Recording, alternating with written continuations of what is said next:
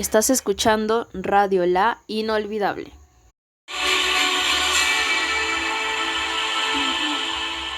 Bienvenidos una vez más a su canal favorito BBA. Y en esta ocasión les traemos noticias muy trágicas y emocionantes. Soy Bryce Montes de Oca, especialista en lenguas y literatura. Hoy nos sumergiremos en este fascinante complejo del escenario de la Guerra del Pacífico, un conflicto que dejó huellas profundas en la historia de Sudamérica. Hoy nos acompaña una amiga y colega, Alice García, especialista en sociología.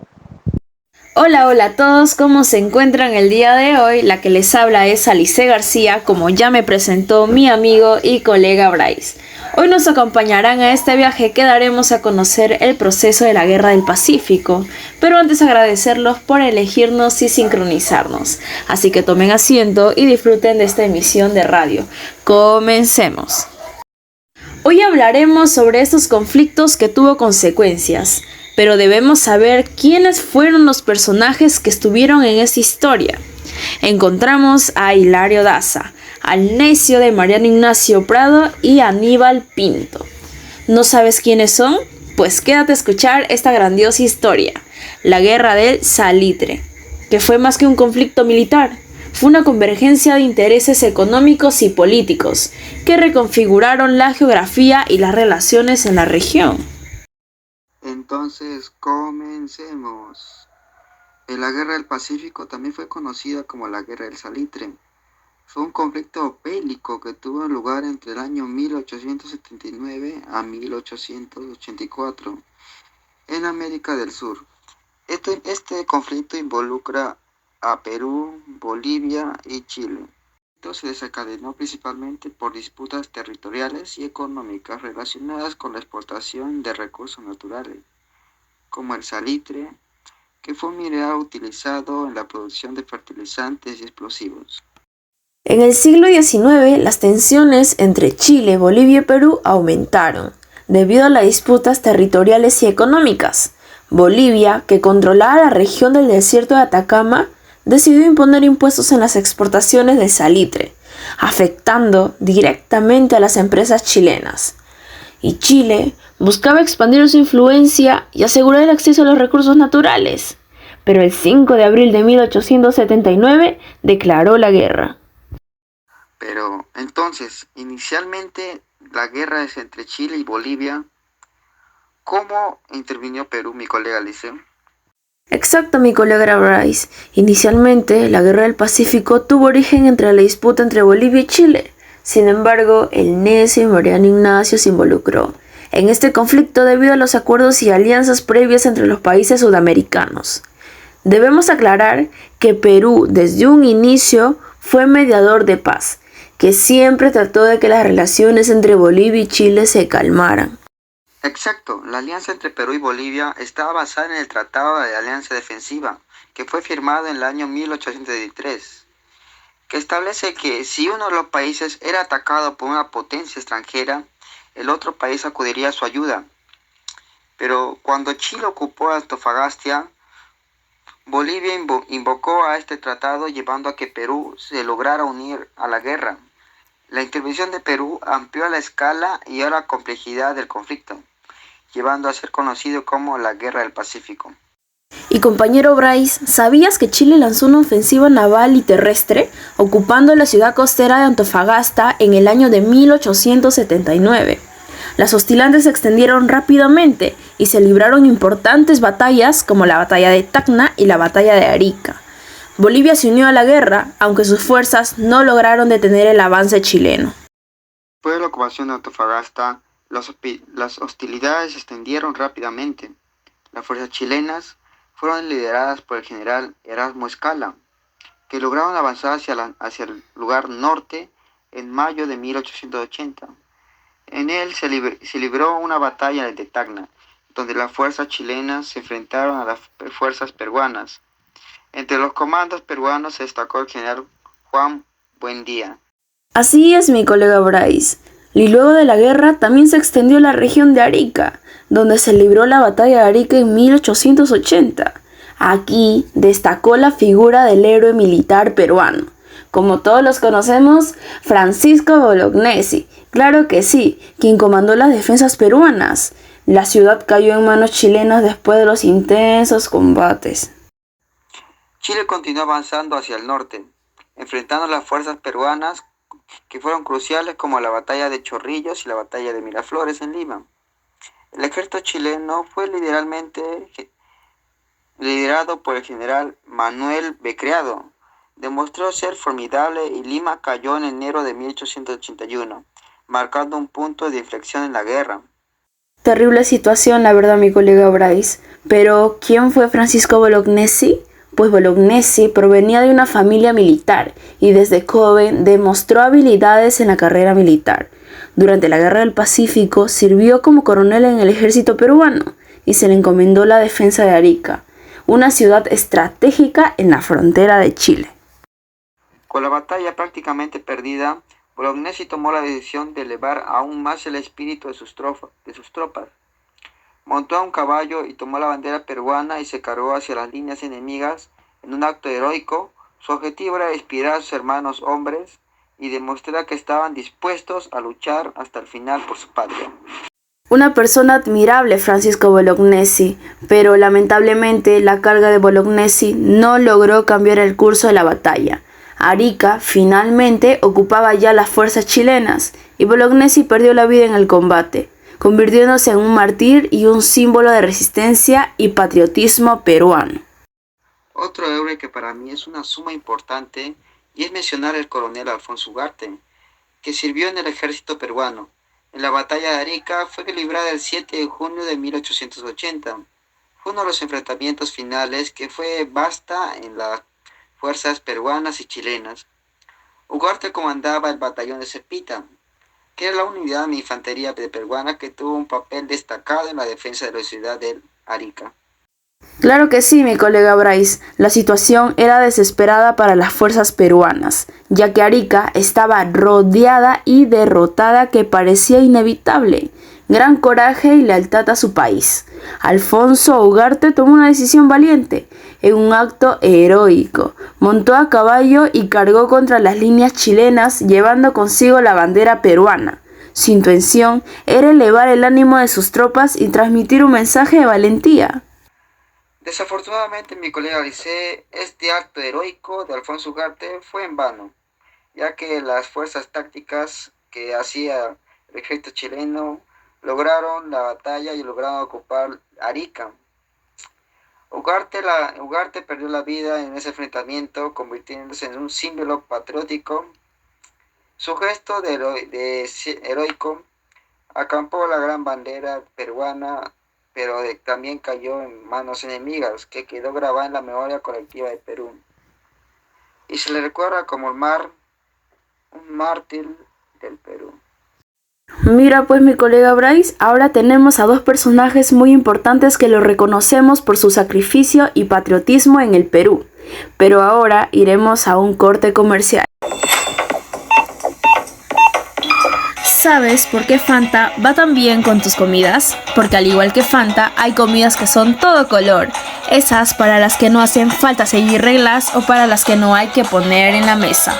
Esas botanas divertidas, esas comidas que le dan color a tu día. Tienen más color que Fanta. Date un gusto con Fanta.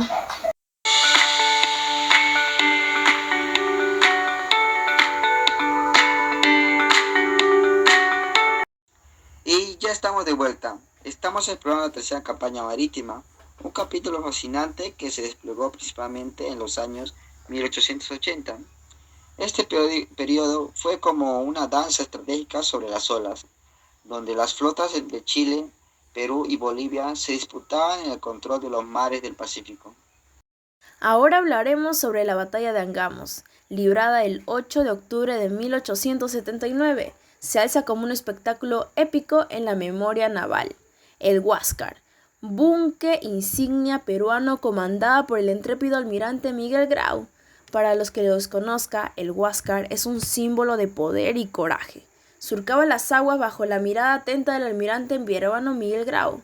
A bordo de este buque insignia, Grau personificaba la valentía y la habilidad táctica de la Armada peruana.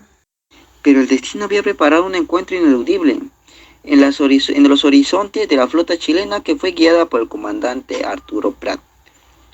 Es perteneciente como un desafío formidable que fueron en sí dos líderes, dos naciones con un solo objetivo que era el control de los mares del Pacífico. También la situación era desesperada para las fuerzas peruanas, ya que Arica estaba rodeada y la derrota parecía inevitable. Con gran coraje y lealtad a su país, Alfonso Ugarte tomó una decisión valiente.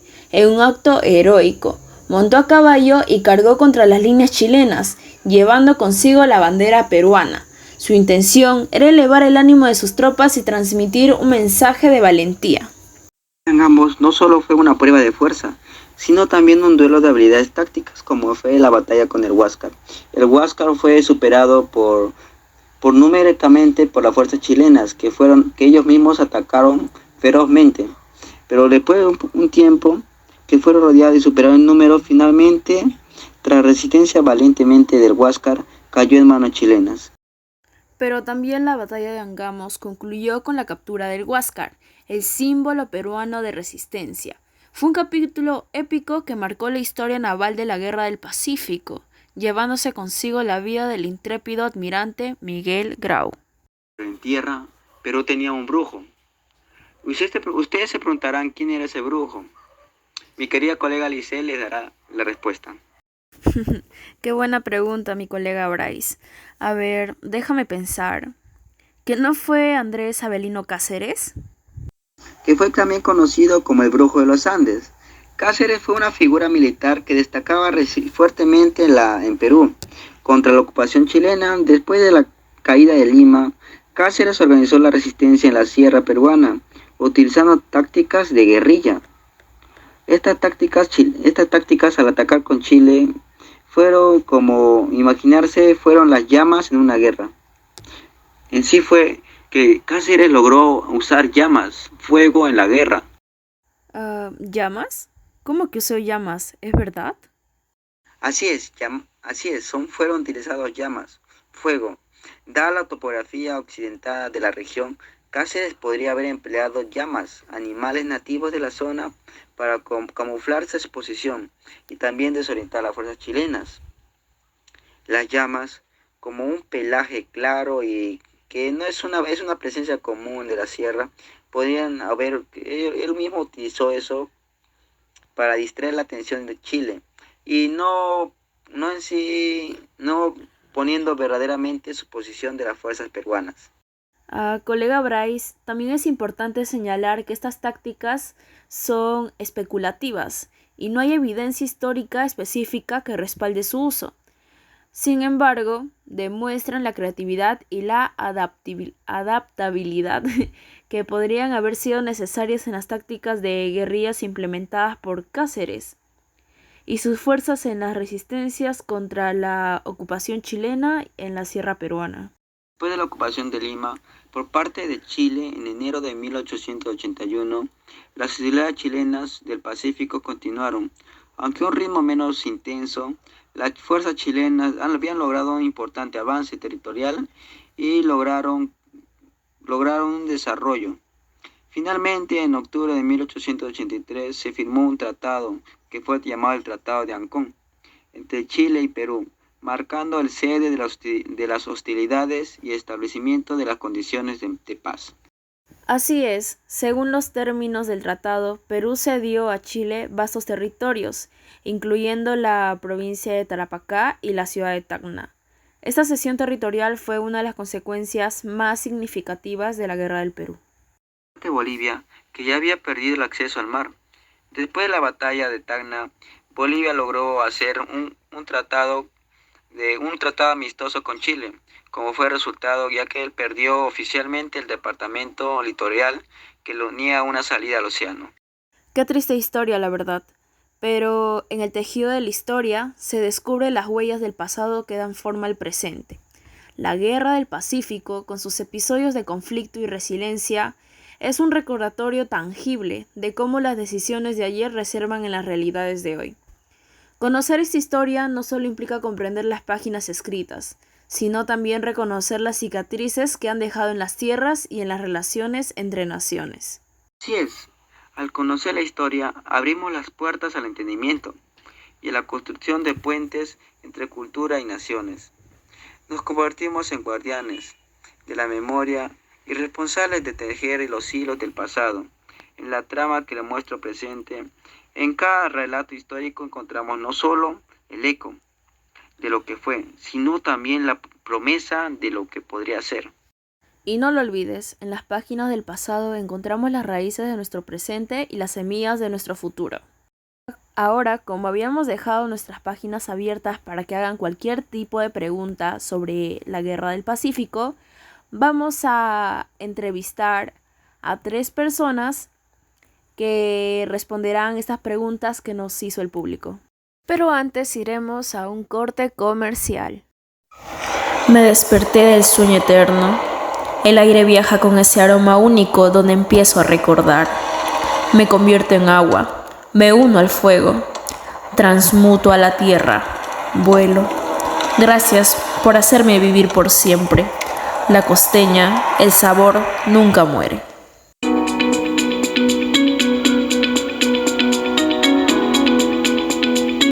Ya estamos de vuelta con tu programa favorito, La Inolvidable.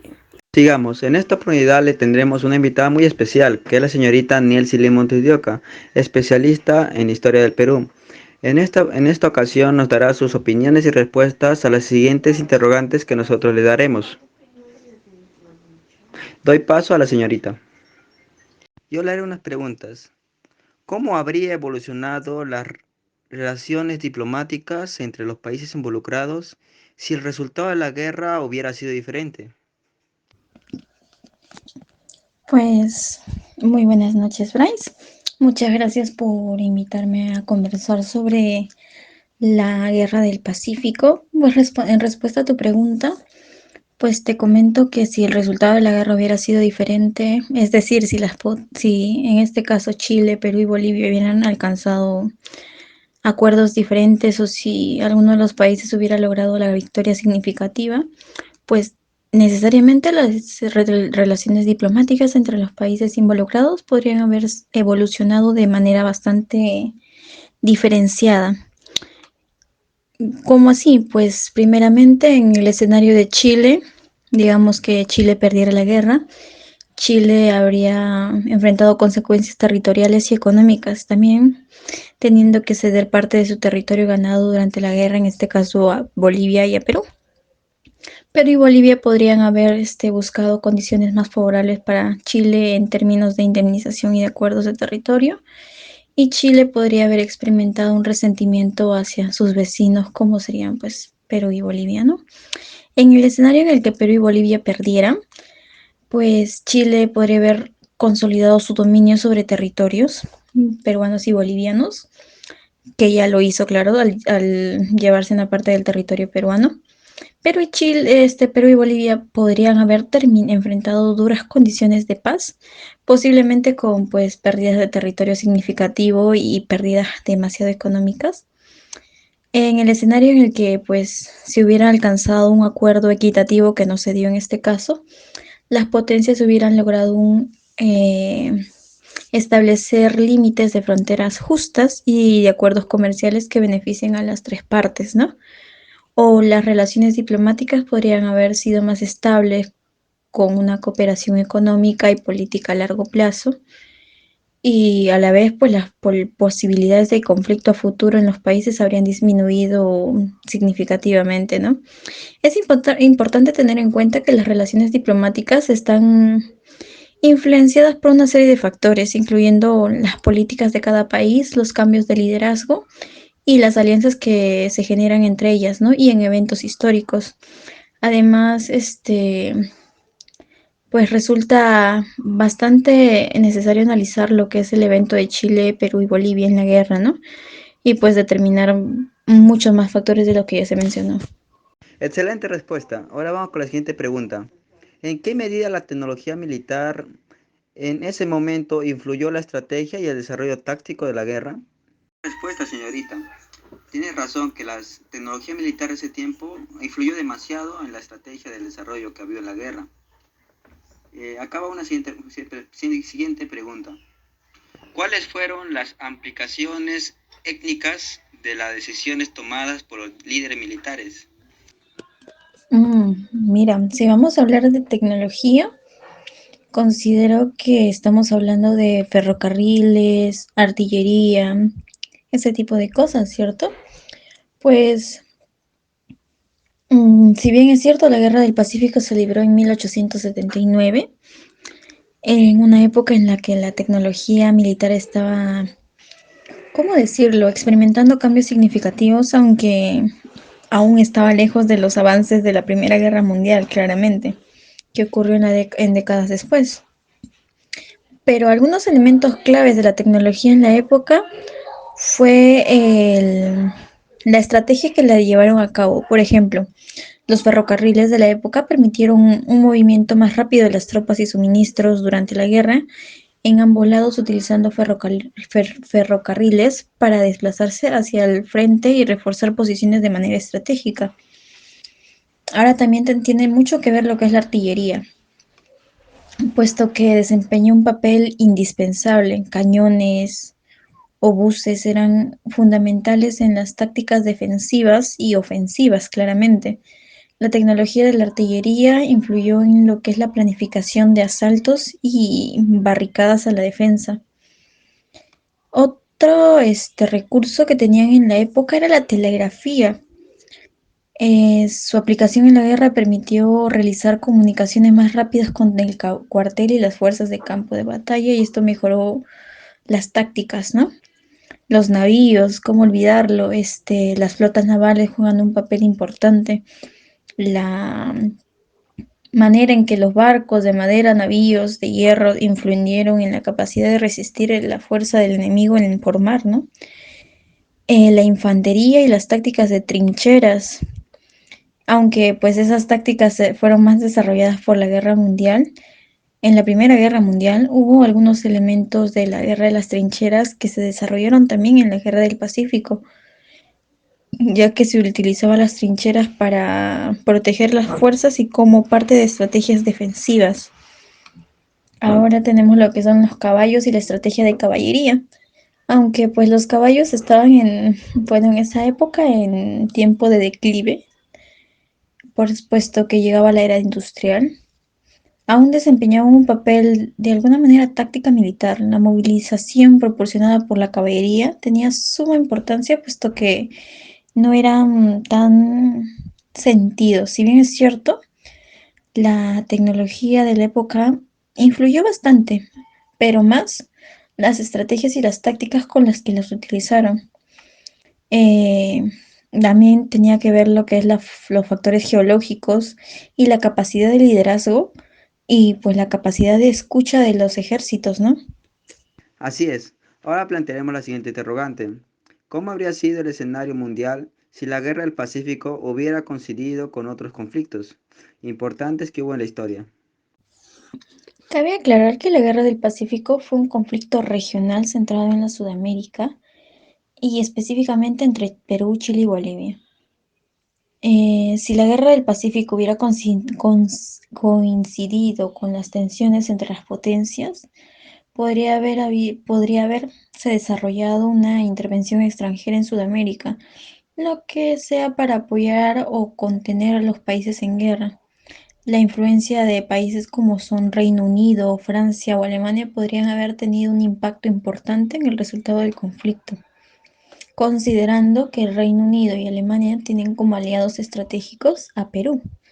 Quizás ahí se hubiera cambiado un poquito los resultados, ¿no? En cambio, en alianza y equilibrio de poder, pues la Guerra del Pacífico, bueno, si hubiera coincidido con algunos conflictos importantes, podría haberse reducido cambios en alianzas internacionales y en equipo de deporte global, la formación de nuevas alianzas o realineaciones antiguas podrían haber tenido repercusiones en lo que es la Primera Guerra Mundial.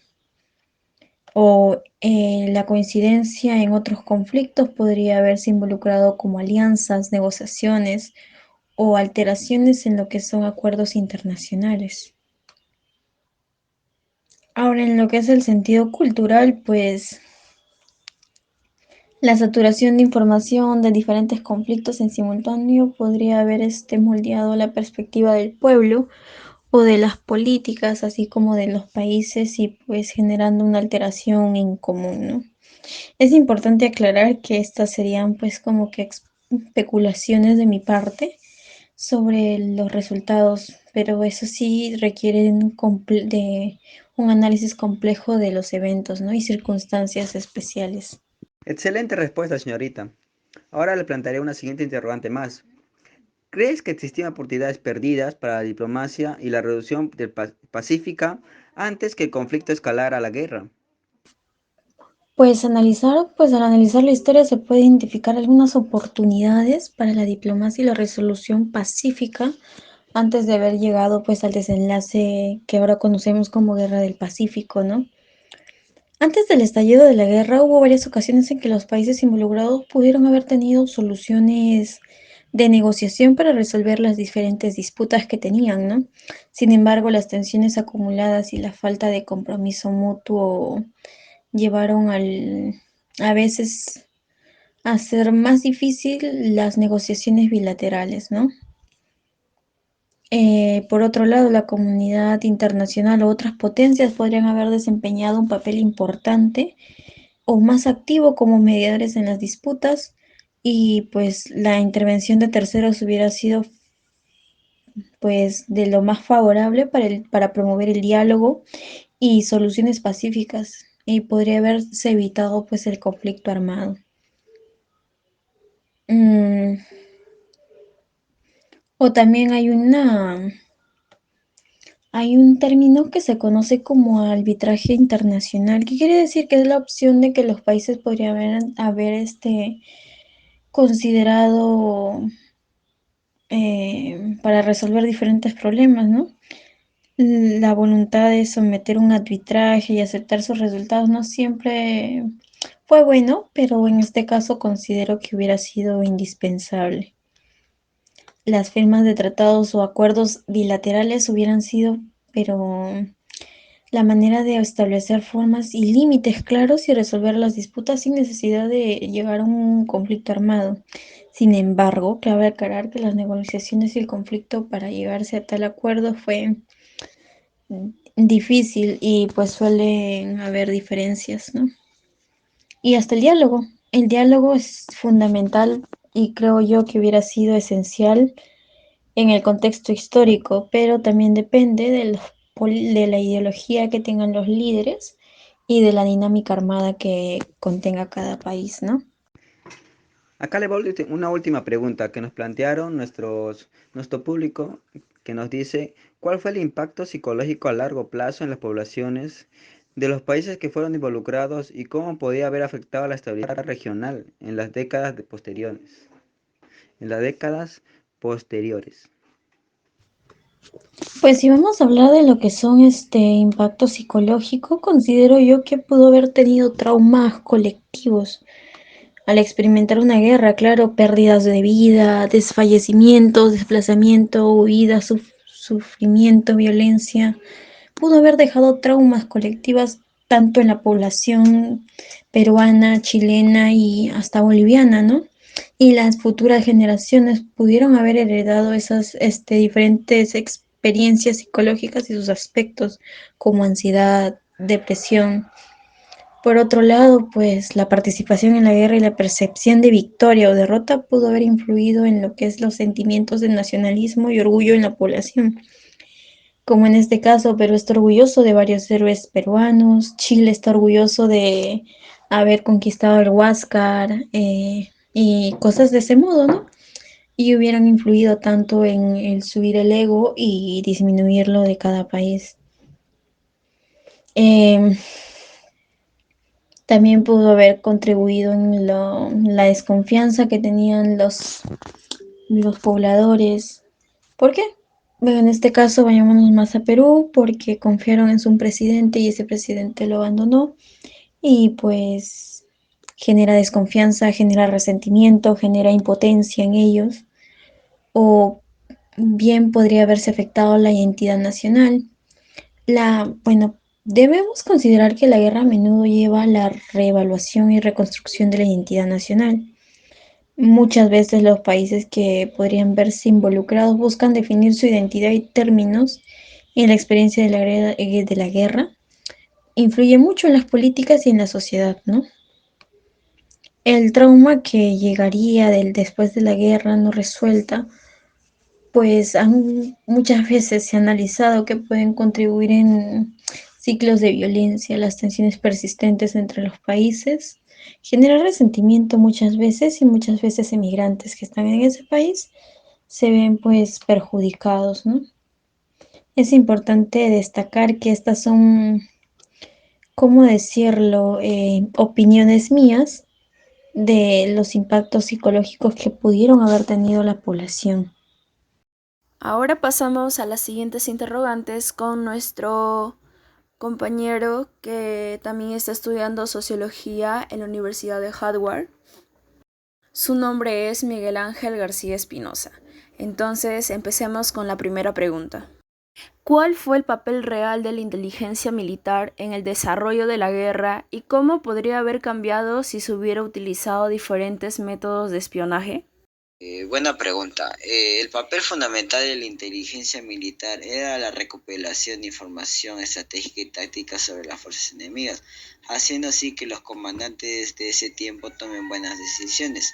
Además, cabe recalcar que también se encargaba de intervenir y decodificar las comunicaciones enemigas, permitiendo obtener información importante de los países involucrados y saber los planes y movimientos enemigos. Claro que sí, muy buena pregunta, compañero. Ahora pasamos a la siguiente. ¿Hasta qué puntos de rivalidades históricas y las disputas territoriales previas influyeron en el conflicto? Las rivalidades históricas ciertamente influyeron en la Guerra del Pacífico, incluso antes del estallido de la guerra. Se sabe que ya existía tensión y conflicto entre estos países involucrados, hablo de Chile, Perú y Bolivia. Una de las principales causas de la disputa fue el control del salitre. Como bien se sabe, Chile, Bolivia y Perú competían por esa rica reserva, del cual lo llevó a que entren en rivalidad entre ellos. También tenía disputas territoriales, como la pérdida de acceso al mar por parte de Bolivia, del cual Chile se beneficiaba, generando así también un resentimiento en Bolivia y también se alentó a su deseo de recuperar su salida al Océano Pacífico. Por su parte, Perú también tenía disputas territoriales con Chile, pero debemos tener en cuenta que la Guerra del Pacífico no solo fue simplemente resultado de esas disputas y rivalidades históricas, sino que también se influenciaron por otros factores como la búsqueda de poder y recursos. Muy bien, ahora, ¿cuál habría sido la percepción pública internacional si los eventos de la Guerra del Pacífico hubieran sido cubiertos de manera más exhaustiva por los medios de comunicación de la época? Es probable que la percepción pública internacional más detallada sobre los acontecimientos y las implicaciones de la guerra también hubiera brindado a la percepción pública internacional una mayor comprensión de los eventos y las implicaciones de la Guerra del Pacífico, lo que podría conllevar a una opinión pública más informada y a una mayor influencia en las decisiones de los gobiernos. Pasamos a la siguiente pregunta. ¿Qué cambios socioeconómicos significativos podrían haber surgido en los países participantes si el conflicto se hubiera prolongado por más tiempo? Uno de los posibles cambios sería un impacto económico, ya que habría una mayor destrucción de la infraestructura y recursos económicos de los países involucrados. Otro también sería un cambio en la estructura social. ¿A qué me refiero? Habría una mayor movilidad masiva de hombres en los servicios militares y posiblemente las mujeres participarían en la fuerza laboral y social en general. Cabe recalcar que también habría cambios políticos internos en los países involucrados. Ok, ahora pasamos a la última pregunta, que sería ¿cómo habrían evolucionado las relaciones diplomáticas entre los países involucrados si el resultado de la guerra hubiera sido diferente? Última pregunta. ¿Se podría decir que hubiera tenido un desenlace distinto y una evolución diplomática diferente? Habría relaciones tensas. ¿A qué me refiero? Si uno de los países involucrados hubiera logrado una victoria contundente sobre los otros países, es posible que las relaciones diplomáticas entre ellos hubieran sido tensas y hostiles. También el país ganador hubiera puesto condiciones duras entre los países derrotados, que los conllevaría a generar resentimiento y una gran dificultad para reconciliarse. Otro de los cambios sería una negociación de paz, que si ninguno de los países hubiera logrado una victoria clara, es probable que se hubiera llevado a cabo una negociación de paz entre los países involucrados. También se podría decir que habrían cambios territoriales, dependiendo del resultado de la guerra. Por ejemplo, si Perú y Bolivia hubieran logrado mantener su territorio que perdieron en la guerra, habría tenido un impacto entre las relaciones diplomáticas con Chile y posiblemente otros países. Muchas gracias por sus respuestas, mi compañera Nelcy y mi compañero Miguel Ángel. Ahora ya nos despedimos de este viaje que dimos a conocer sobre los acontecimientos que pasó en la Guerra del Pacífico. No te pierdas nuestro próximo capítulo, donde continuaremos explorando los recovecos fascinantes de la historia. Juntos descubriremos nuevas narrativas, lecciones olvidadas y dado forma al mundo que hoy conocemos. Acompáñanos a este viaje a través del tiempo. Y no se olviden que en nuestro próximo capítulo daremos a conocer sobre el gobierno de Fujimori.